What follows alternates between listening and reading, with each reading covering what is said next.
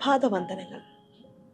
US ചെല്ലുമ്പോൾ ന്യൂയോർക്കിൽ നമുക്ക് സ്റ്റാച്യു ഓഫ് ലിബർട്ടി ഉണ്ട്. അതായത് US 100ാമത്തെ ഇൻഡിപെൻഡൻ്റ് ആയ വർഷം അവർക്ക് വേണ്ടിയിട്ട് ഫ്രഞ്ച് പീപ്പിൾ കൊടുത്തതാണ് ഈ ഒരു സ്റ്റാച്യു ഓഫ് ലിബർട്ടി. അതിങ്ങനെ ഉയർന്നു നിൽക്കും. ഒത്തിരി ദൂരത്തു നിന്നേ നമുക്കത് കാണുവാനായിട്ട് സാധിക്കും.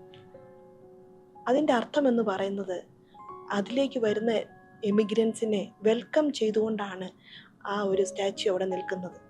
പണ്ട് കടൽ മാർഗത്തിലൊക്കെ വരുന്നവർക്ക് ദൂരെ നിന്നേ ഇത് കാണുവാനായിട്ട് സാധിക്കും.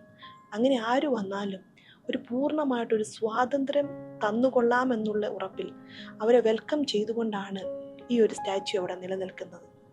ഞാൻ കേട്ടിട്ടുണ്ട് US പോകുവാനായിട്ട് ഒത്തിരി രാജ്യങ്ങളിൽ നിന്നുള്ളവർ ഒത്തിരി കഷ്ടപ്പെട്ട് പല ബോർഡറിലൂടെ നടന്നും ഒക്കെ ആ US പ്രത്യേകിച്ച് മെക്സിക്കോ പോലുള്ള ബോർഡറിൽ ഒത്തിരി പേര് നുഴഞ്ഞു കയറാറുണ്ട്. എന്തുകൊണ്ടാണ് അവരങ്ങനെ ചെയ്യുന്നത്? കാരണം ആ രാജ്യം ആ കൊടുക്കുന്ന ഒരു സ്വാതന്ത്ര്യമുണ്ട്. ഇപ്പോഴത്തെ സിസ്റ്റം എനിക്കറിയത്തില്ല, എന്നാൽ അങ്ങനെ ഒരു സിസ്റ്റം ഉണ്ടായിരുന്നു. എത്ര കഷ്ടപ്പെട്ടാണെങ്കിലും, കാരണം അവരായിരിക്കുന്ന രാജ്യങ്ങളിൽ നിന്നും വളരെയധികം കഷ്ടപ്പെട്ട് ഒത്തിരിയേറെ ദുരിതങ്ങളൊക്കെ ഉള്ളതുകൊണ്ട് തന്നെ ഫാമിലിയായിട്ട് പലായനം ചെയ്ത് ഒത്തിരി പേര് ഈ US പോകാറുണ്ട്. അവരൊക്കെ വളരെ കഷ്ടപ്പെട്ടാണെങ്കിലും നുഴഞ്ഞു കയറിയും ബോർഡർ ചാടിക്കടന്നും ഒക്കെ കയറിയാലും അതിനകത്ത് ചെന്ന് കഴിഞ്ഞു കഴിഞ്ഞാൽ ഇവരിൽ ഒരു പ്രൂഫും ഇല്ലെങ്കിൽ പോലും ആ രാജ്യത്തിനകത്ത് കാല് വെച്ച് കഴിഞ്ഞാൽ അവരെ തിരിച്ചു വിടാതെ അവർ സംരക്ഷിക്കുന്ന ഒരു സമയമുണ്ടായിരുന്നു. ഇപ്പോഴും അങ്ങനെയാണോ എന്ന് എനിക്ക് അറിയത്തില്ല, ഉണ്ടായിരുന്നു. അപ്പോൾ അത്രമാത്രം സ്വാതന്ത്ര്യമാണ് അമേരിക്ക പോലുള്ളൊരു രാജ്യം കൊടുക്കുന്നത്. എന്നാൽ നമ്മുടെ ബൈബിളിലൊരു വചനമുണ്ട്, യോഹന്നാൻ 8:36, പുത്രൻ നിങ്ങൾക്ക് സ്വാതന്ത്ര്യം വരുത്തിയാൽ നിങ്ങൾ സാക്ഷാൽ സ്വതന്ത്രരാകും.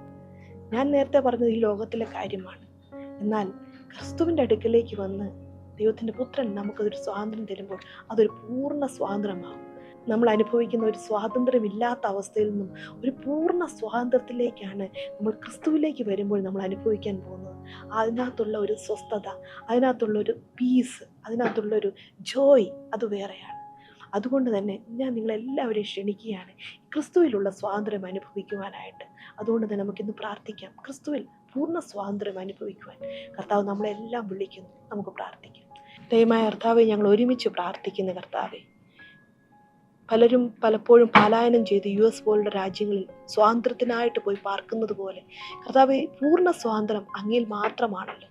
ഞങ്ങളെല്ലാവരും കർത്താവെ അങ്ങിൽ സ്വാതന്ത്ര്യം പ്രാപിക്കുവാനായിട്ട് ആ ഒരു വലിയ സ്വസ്ഥത, സമാധാനം, ജോയ് കർത്താവ് അത് അങ്ങിൽ മാത്രമാണല്ലോ ഉള്ളത്. അത് ഞങ്ങൾക്ക് തരുന്ന അങ്ങയുടെ കൃപയോർത്ത് ഞങ്ങൾ അങ്ങയെ സ്തുതിക്കുന്നു.